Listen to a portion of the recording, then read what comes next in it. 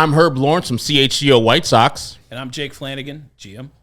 And this is CHGO Tavern Style. It's presented to you by Salerno's Pizza. Head on over to the Grand Avenue location and call 312-666-3444 to make a reservation today.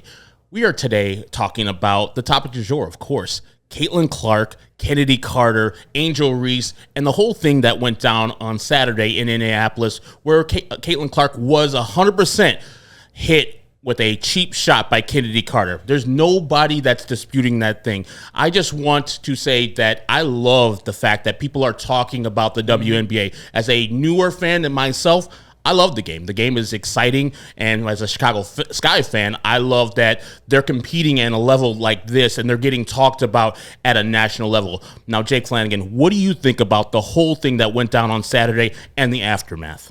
Yeah, the aftermath is everyone's talking about it, and everyone seems to be an expert. And like you just said, we're not going to claim to be experts on this, but what we can claim to be are people who care about the game, the Sky, and that outcome of that game. And that's kind of where I'm coming from with this, is that we're in Chicago. So, like, I'm not trying to come out here and defend Caitlin Clark or worry about, like, ganging up on her on that.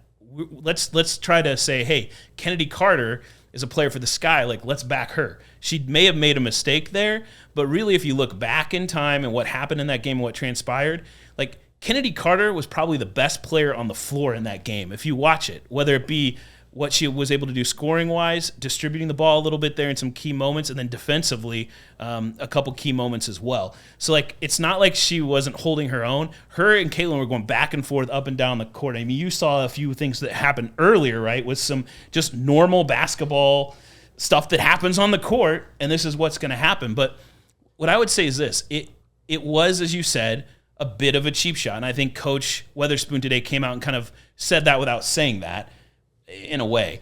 But here's my thing.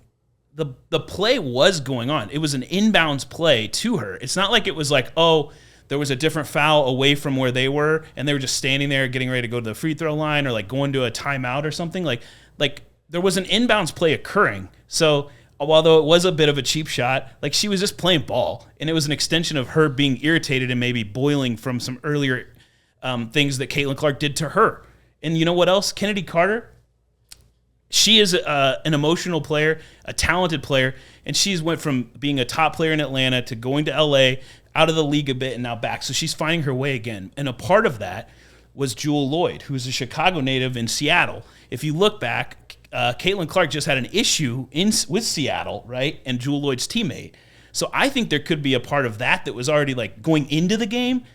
Like, Chennedy Carter may have kind of already had a little bit of a preconceived notion of, hey, she was just kind of having this attitude towards one of my, favorite players in the league, one of my friends and her teammate, and that led to this. Plus, she was back and forth with her in this game. So, I mean, there's so much to, like, unpack from this, but that's kind of where I'm at with it initially. Yeah, and I feel similar things. I just think that Caitlin Clark is a talented player. We don't necessarily need to say that to you guys. Yeah.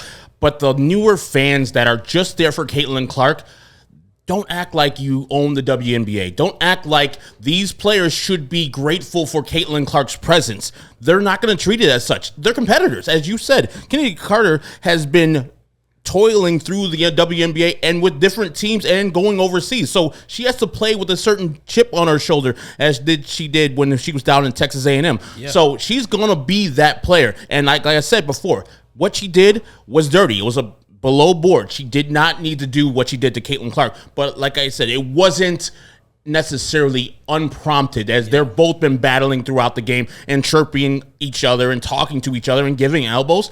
That's competition. Yeah. And I don't need players and people who are out there to be babying Caitlin Clark. That's a grown woman, and that's a grown woman sport. And what I'm seeing is people babying her because she is a great player and thinking that she's getting targeted.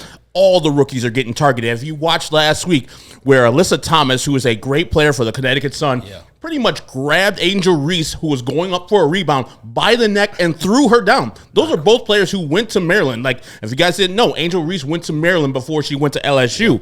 So she respects that. And what Angel Reese said after the game is that, hey, I want AT and all the rest of the players to come after me. They're not going to let me score. They're not going to take it easy on me. That's what they're supposed to do. Just go after me and play hard. And that's exactly what those players are going to do.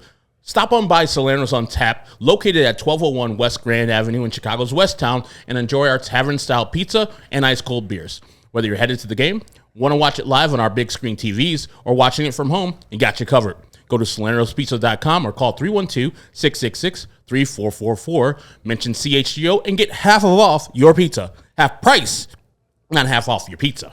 Head on over to salernospizza.com or call 312-666-3444 for more information. Mention CHGO and get half off of your pizza. And what I want to say further is that there's so many, maybe a small minority of people that are coming at this with bad intentions and using the racial overtones of this incident to drive their talking points.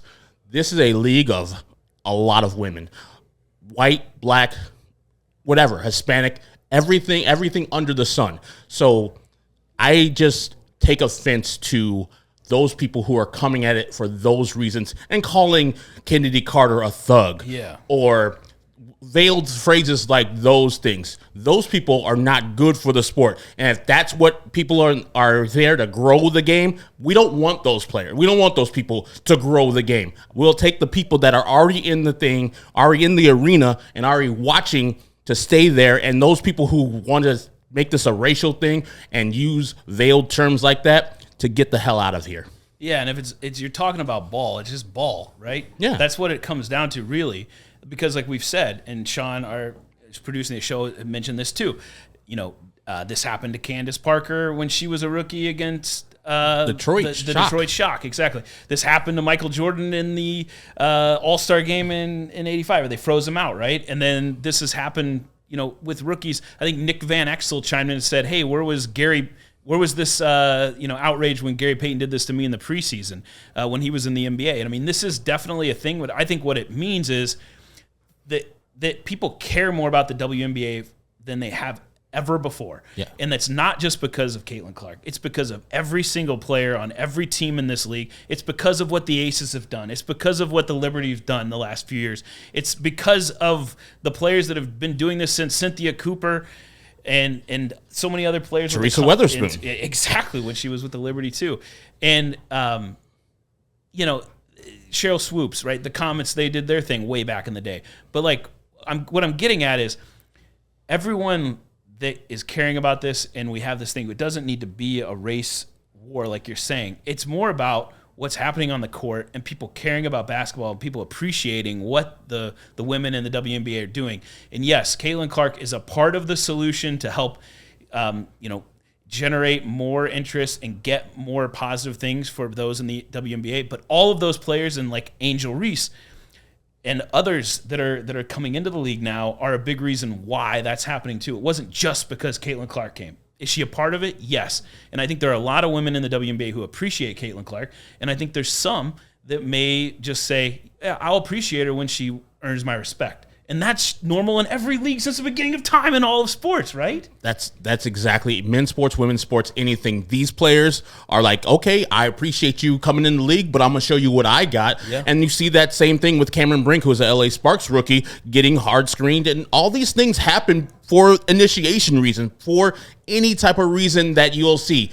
Everybody doesn't go wild when it happens in other sports, but some reason you think that Caitlin Clark's frail. She can handle it. She's a grown woman, people. I swear to God, yeah, she's getting hit hard and it hurts her. But I guarantee this will make her better on the other side of this, because she'll know that, hey, I need to get stronger. I need to get better, because these ladies are going after me every night because I got a target on my back, because I am Caitlin Clark, not because I'm white. Yeah. This has been CHGO Tavern Style. Thank you for joining us, and thanks to Salerno's for sponsoring us. We all silly like the mayor.